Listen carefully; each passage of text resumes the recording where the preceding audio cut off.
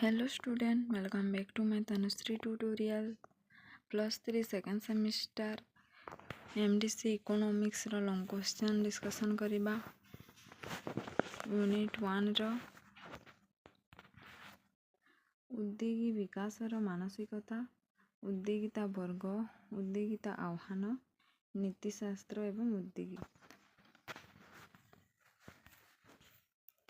ଉଦ୍ୟୋଗୀ ବିକାଶର ମାନସିକତା।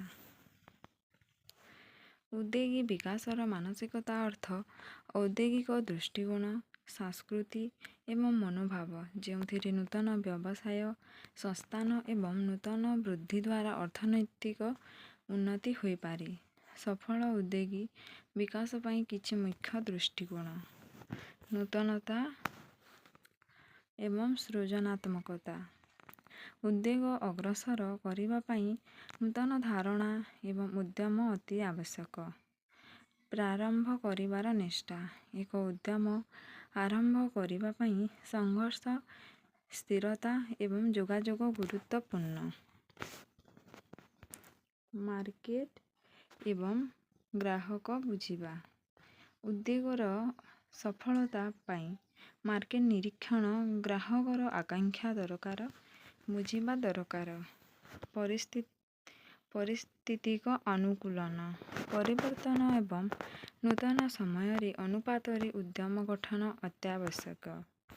ଅଗ୍ରଗମନ ଆବଶ୍ୟକତା। ଏକ ଉଦ୍ୟୋଗୀ ମାନସିକତାର ମୂଳ ଅଂଶ ହେଉଛି ଅଗ୍ରସର ଚିନ୍ତନ ଏବଂ ଅଧ୍ୟୟନ।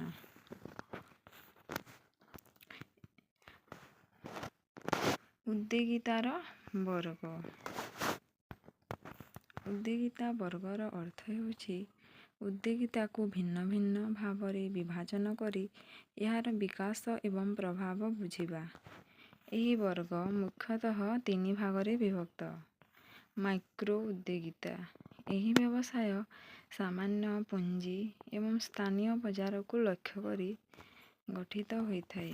ଉଦାହରଣ ଭାବେ ଗ୍ରାମ୍ୟ କୃଷି ଉଦ୍ୟମ, ଏଫ୍ଏସ୍, ବିଜିନେସ୍ ଏବଂ ଛୋଟ ହସ୍ତଶିଳ୍ପ ଉଦ୍ୟମ। ସ୍ମଲ୍ ଏବଂ ମିଡିୟମ୍ ଉଦ୍ୟୋଗ। ଏହାକୁ ମଧ୍ୟ SME ମଧ୍ୟ କୁହାଯାଇଥାଏ। ଏହି ବ୍ୟବସାୟ ଅଳ୍ପ ବଡ଼ ଉପକ୍ରମ ଏବଂ ପ୍ରତିଷ୍ଠିତ ମାର୍କେଟରେ ମାନଯୋଗ୍ୟ ସେବା ପଦାର୍ଥ ପ୍ରଦାନ କରେ। ଏହା ଜାତୀୟ ଏବଂ ଆନ୍ତର୍ଜାତୀୟ ମାର୍କେଟ ପ୍ରଭାବ ବୃଦ୍ଧି କରିପାରେ। କର୍ପୋରେଟ୍ ଉଦ୍ୟୋଗିତା। ବଡ଼ ବ୍ୟବସାୟ ଏବଂ ମୋନୋପୋଲିର ବିକାଶ। ନୂତନ ବ୍ୟବସାୟିକ ମଡେଲ ଏବଂ ଗ୍ରାହକ ବୃଦ୍ଧି ଏଠି ମୁଖ୍ୟ।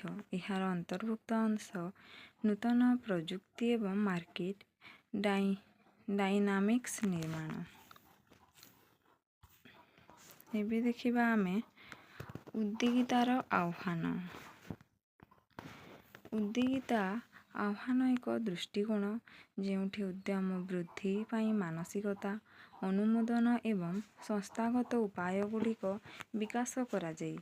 ଏହା ଗ୍ରାମ୍ୟ, ଅର୍ଥନୈତିକ ଏବଂ ଦେଶଜ ଅଂଶଗୁଡ଼ିକୁ ସମାବେଶ କରି ନୂତନ ବୃଦ୍ଧି ଏବଂ ଅର୍ଥନୈତିକ ସ୍ୱାଧୀନତା ପାଇଁ ଉତ୍ସାହ ଦେଇଥାଏ।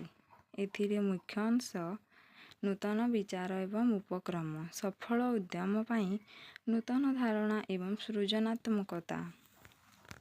ପ୍ରତିଷ୍ଠାନ ସହଯୋଗ। ଉଦ୍ୟମୀ ବିକାଶ ପାଇଁ ଶିକ୍ଷା, ଅର୍ଥନୈତିକ ସହଯୋଗ ଏବଂ ନୀତି ନିର୍ମାଣ। ମାର୍କେଟ ଏବଂ ଗ୍ରାହକ ବୃଦ୍ଧି। ଉଦ୍ୟମର ସଫଳତା ପାଇଁ ମାର୍କେଟ ନିରୀକ୍ଷଣ ଏବଂ ଗ୍ରାହକର ଆକାଂକ୍ଷା ବୁଝିବା। ଏବେ ଦେଖିବା ଆମେ ନୀତିଶାସ୍ତ୍ର ଏବଂ ଉଦ୍ୟୋଗିତା। ନୀତିଶାସ୍ତ୍ର ଏବଂ ଉଦ୍ୟୋଗିତା ମାନେ ଉଦ୍ୟମ, ନୈତିକ ନୀତି ଏବଂ ବ୍ୟବସାୟର ଉଚିତ ଅଭିବ୍ୟକ୍ତ। ଏହି ଦୃଷ୍ଟିକୋଣ ଅନୁସାରେ ଉଦ୍ୟମ ସଫଳ ହେବା ପାଇଁ ଅର୍ଥନୈତିକ ଉନ୍ନତିର ସହ ନୈତିକ ଦିଗ ସ୍ୱଚ୍ଛ ଏବଂ ସମାଜ ସହଯୋଗୀ ହେବା ଆବଶ୍ୟକ। ଏଥିରେ ମୁଖ୍ୟ ଅଂଶ ଉଚିତ ବ୍ୟବସାୟ ନୀତିଗୁଡ଼ିକ। ଉଦ୍ୟୋଗୀ ବିକାଶ ପାଇଁ ପାରଦର୍ଶିତା, ନୈତିକ ଅନୁସରଣ ଏବଂ ଆଦର୍ଶ ଆବଶ୍ୟକ। ଏହା ଗ୍ରାହକ ବିଶ୍ୱାସ ଏବଂ ଉଦ୍ୟମର ସ୍ଥାୟିତ୍ୱ ଆଣିପାରେ।